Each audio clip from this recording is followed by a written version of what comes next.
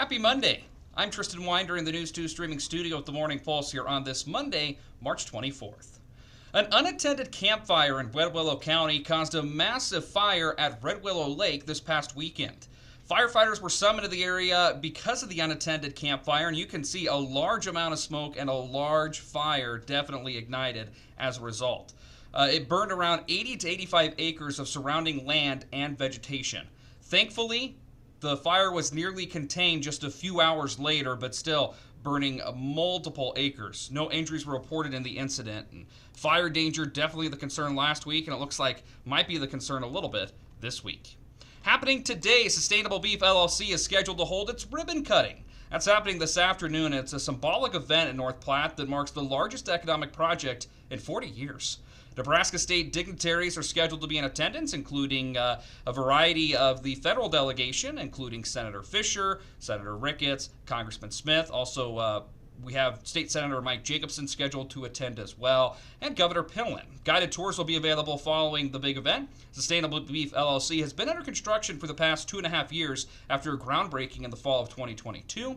The $400 million plant will process nearly 1,500 head of cattle and employ around 800 workers when fully operational. The state-of-the-art facility is scheduled to officially open sometime around mid-May. Of course, News 2 will be at this event. We'll have continued coverage tonight at 6 and 10, and of course online, knopnews2.com. Late last week, more than 100 individuals attended a public meeting in Ogallala to hear the latest details on the Perkins County Canal Project. If constructed, the Western Nebraska Canal would allow Nebraska to access Colorado water thanks to a compact between the states authorized by Congress 100 years ago. State officials stress the importance of constructing the Perkins County Canal now relates directly to continued growth in population and development along the Front Range. But to put it in context, the value of water in Colorado for municipal supply can range between $50,000 and $100,000 an acre.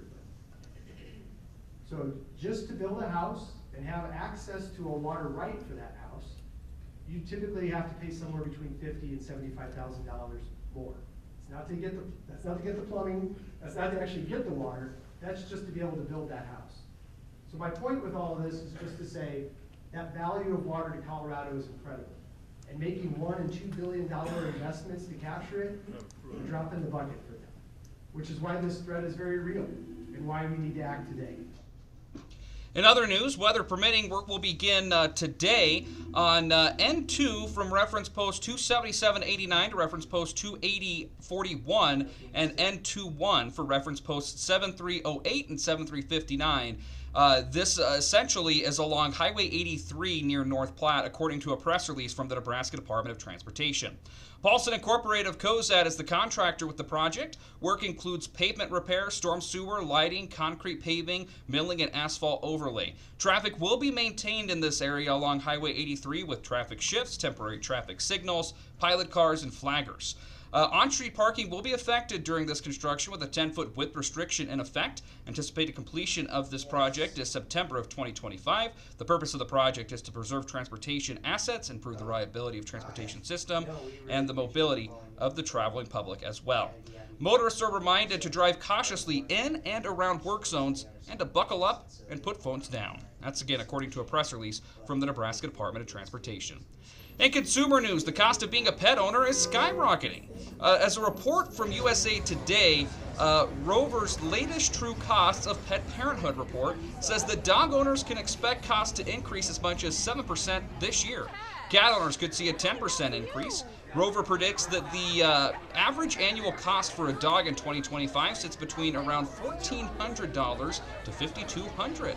The company also predicts the annual cost of owning a cat to cost from about $750 to $3,500. According to Rover, more than half of pet owners are concerned that tariffs or proposed tariffs will make a price of pet production and food even higher. Quite interesting. You wouldn't think about the impact there. Running out the morning pulse here on this Monday, March 24th with a check of the 7-day forecast. Temperatures approaching the upper 60s today. Still a little bit breezy though, so definitely some increased fire danger today, tomorrow, and Wednesday with those breezy conditions. But temperatures hanging out in the mid 70s, low 80s even on Wednesday. And then looks like it's going to be a little bit cooler, maybe some moisture into the weekend. I'm going to be out of the office for the rest of the week, but stick with News 2, of course, for the Morning Pulse each day of the week, thanks to our friends at Clear Focus Eye Care.